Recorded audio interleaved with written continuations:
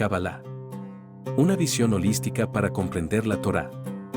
Curso impartido por el rabino Moshe Shlomo Yerushalmi. Le invitamos a suscribirse a este curso gratuito y a activar la campanita para ser notificados cuando publicamos nuevo contenido. Buenas noches, de nuevo un placer estar con ustedes. Antes que nada, quisiera hacer una pequeña referencia a las personas que han vuelto, se retiraron algún momentico de nuestra clase y retornaron. Les doy la bienvenida. Espero que continuemos en este camino juntos, desarrollándonos espiritualmente y teniendo la satisfacción de hacerlo juntos. Nuestro tema de hoy está íntimamente ligado a lo que hemos estudiado hace ya varias sesiones, y es lo que tiene que ver con la ética en el judaísmo, la ética como la concibe la Torá. Pero quiero hablar específicamente de algo que algunos consideran en nuestra época el eclipse de la moral bíblica. Habíamos estudiado las 7 características que distinguen la ética bíblica de otros sistemas éticos: la dignidad humana, la libertad, la santidad de la vida, el arrepentimiento, el perdón, la centralidad del matrimonio y la familia, el pacto como base de la obligación moral y una ética dual de justicia por un lado y amor por el otro. Muchas de esas creencias, quizás todas, tal vez todas, están actualmente en peligro en el occidente contemporáneo. En primer lugar, la dignidad humana. Uno de los resultados de la biología darwiniana ha sido la erosión de las diferencias entre los seres humanos y otros seres vivos, otros animales. Compartimos el 98% de nuestros genes con los primates. Un grupo de científicos distinguidos declaró en una declaración sobre la clonación humana en 1997 lo siguiente: el rico repertorio de pensamientos, sentimientos, aspiraciones y esperanzas de la humanidad parece surgir de procesos cerebrales electroquímicos, no de un alma inmaterial que opera de maneras que ningún instrumento puede descubrir. Nietzsche fue el primero en ver que cuanto mayores sean nuestros logros científicos, menor será nuestra autoevaluación como seres humanos. Es decir, no desvalorizamos. En un pasaje profético escribió: desapareció, por desgracia, la fe del hombre en su dignidad, singularidad y reemplazabilidad en el orden jerárquico de los seres. Se ha convertido en un animal, literalmente, sin reservas y sin reservas. Sin reservas y sin reservas, un animal. La dignidad humana, al parecer, no puede sobrevivir a la pérdida del concepto de la imagen de Dios o del concepto de Dios mismo. La idea de la libertad, de la voluntad, se ha erosionado en favor de una serie de determinismos científicos y sociocientíficos. Lo que hacemos es causado por condiciones sociales, fuerzas económicas, impulsos inconscientes, nuestros genes o nuestros instintos codificados e innatos. No está claro que pueda darse alguna vez una explicación científica de la libertad humana, ya que la ciencia se ocupa de relaciones causales más que de comportamiento. Entonces, mucho menos de comportamientos intencionados. La libertad, en este sentido, es una ilusión. Si así fuera, es difícil ver cómo podría sostenerse a largo plazo el ideal de una sociedad libre. Pues, ¿por qué deberíamos buscar la libertad colectiva si la libertad individual no es más que una ilusión?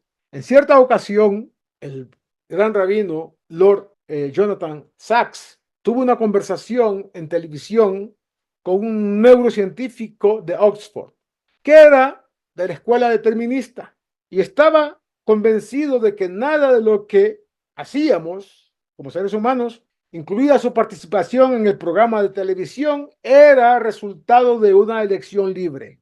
El Rav Sacks preguntó por qué, si era así, debíamos seguir teniendo leyes, tribunales, juicios y un concepto de justicia. Si se descubre que alguien infringe la ley, lo lógico sería tratarlo con psicofármacos o neurocirugía. Este neurocientífico le respondió a Rav Sachs: bueno, puedo entender que en las sociedades totalitarias la gente pueda verse tentada a hacer eso. Simplemente no podía entender que si no existe el libre albedrío, no habría razón para oponerse al totalitarismo.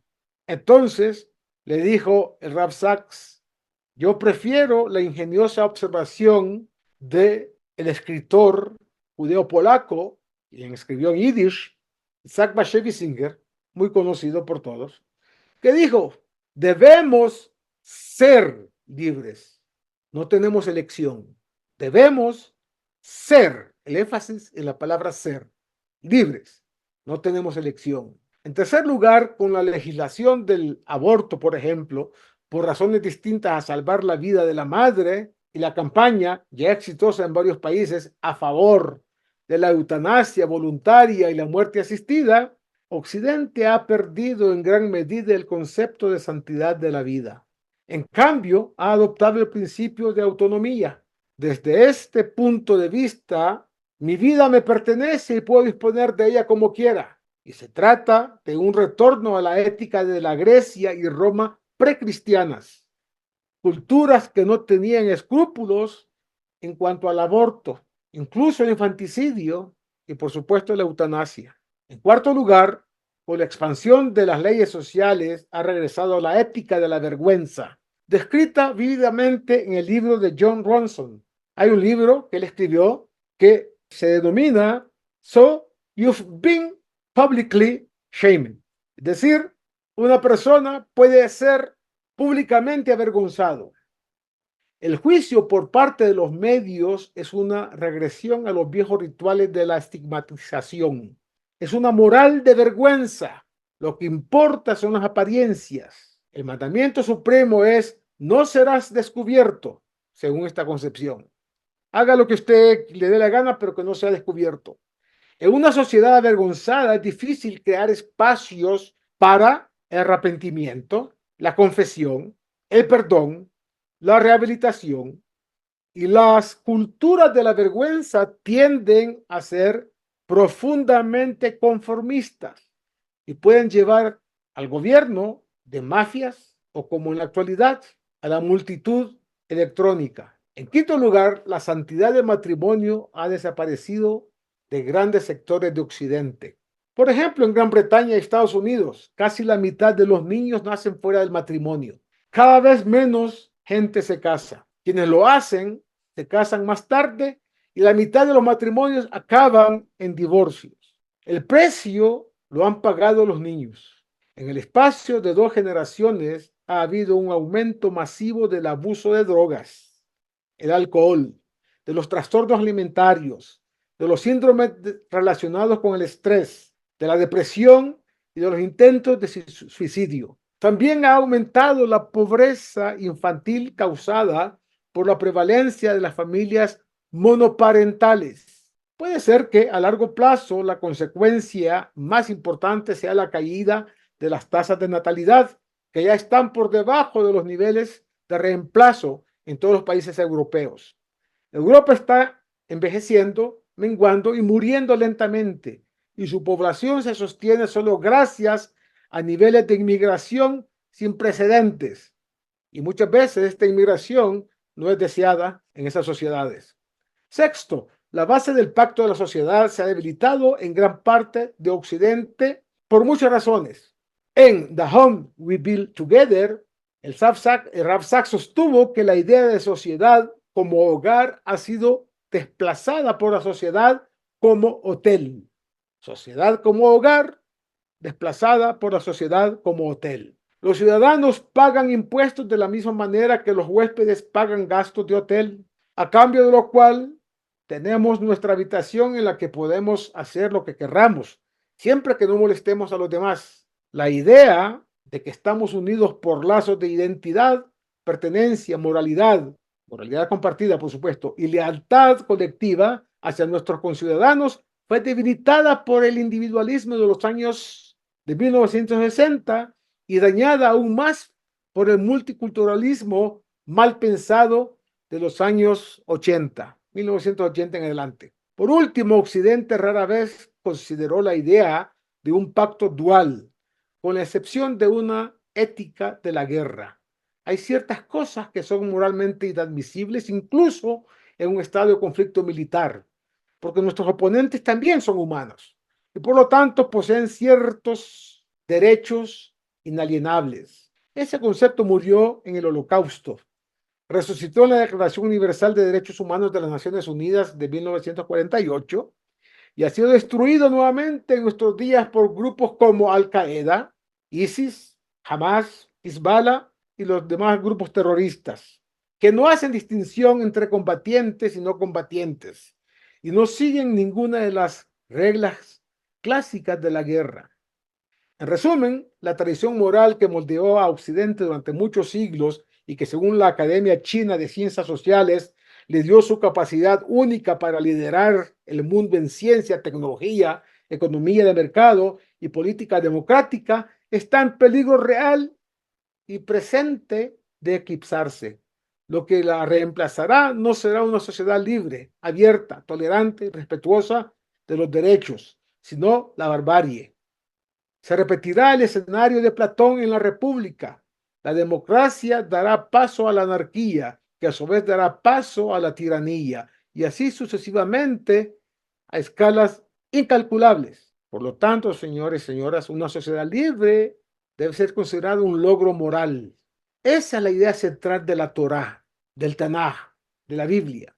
Depende de la existencia de un código moral compartido, un código que nos enseña y nos han enseñado nuestros padres, un código que internalizamos a lo largo del crecimiento, código de cuyos mantenimientos somos colectivamente responsables.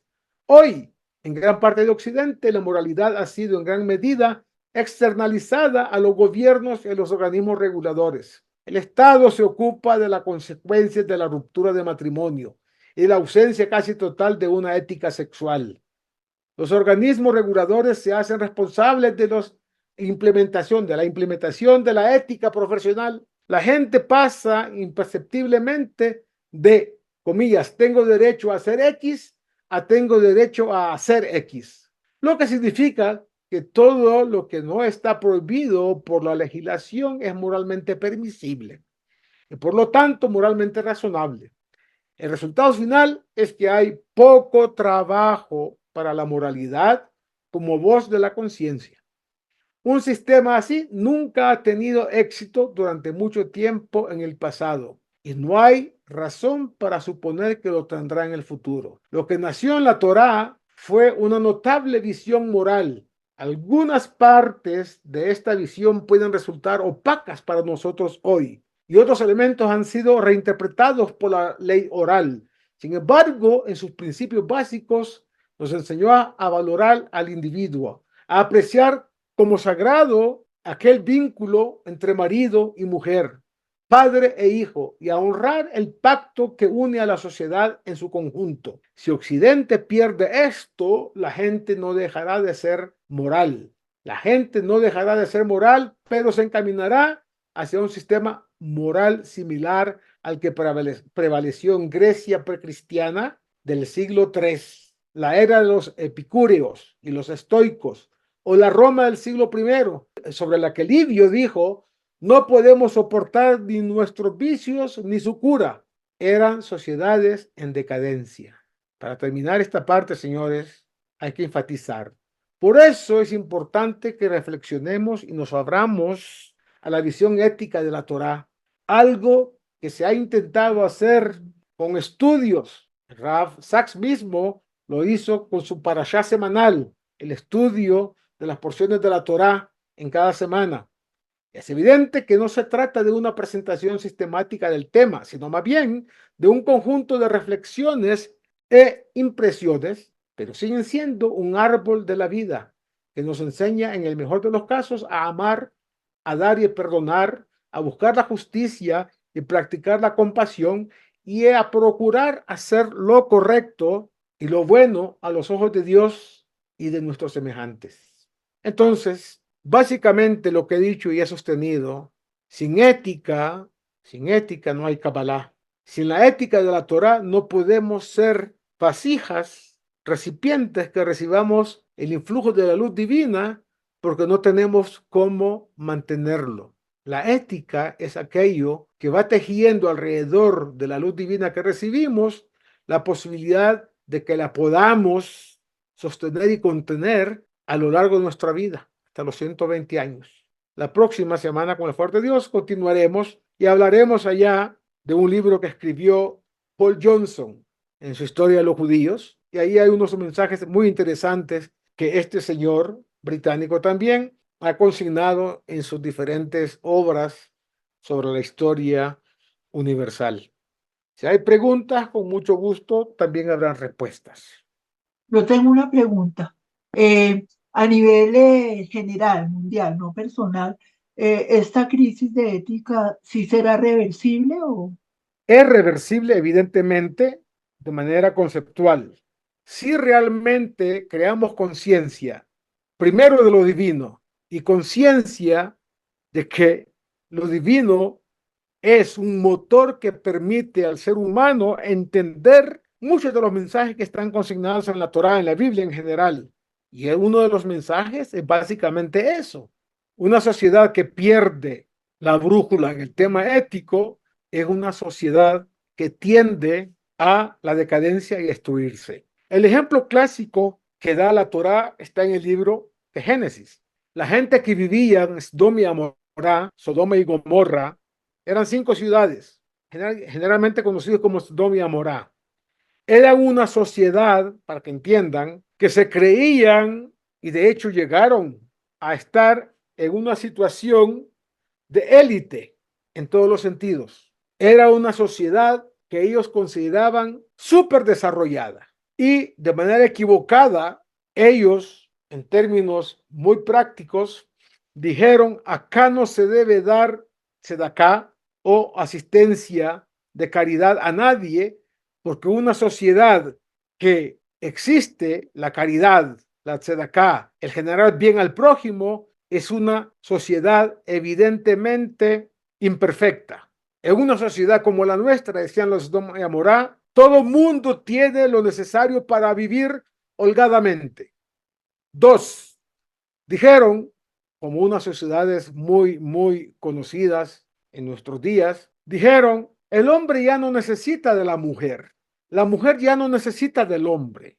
Lo más semejante a un hombre es otro hombre. Entonces, lo que debemos procurar es el amor del hombre por el hombre y de la mujer por la mujer. Empezó todo el tema de la promiscuidad sexual. Y otra cosa que ocurrió en esa sociedad es que cada uno estaba encerrado en su propio egoísmo.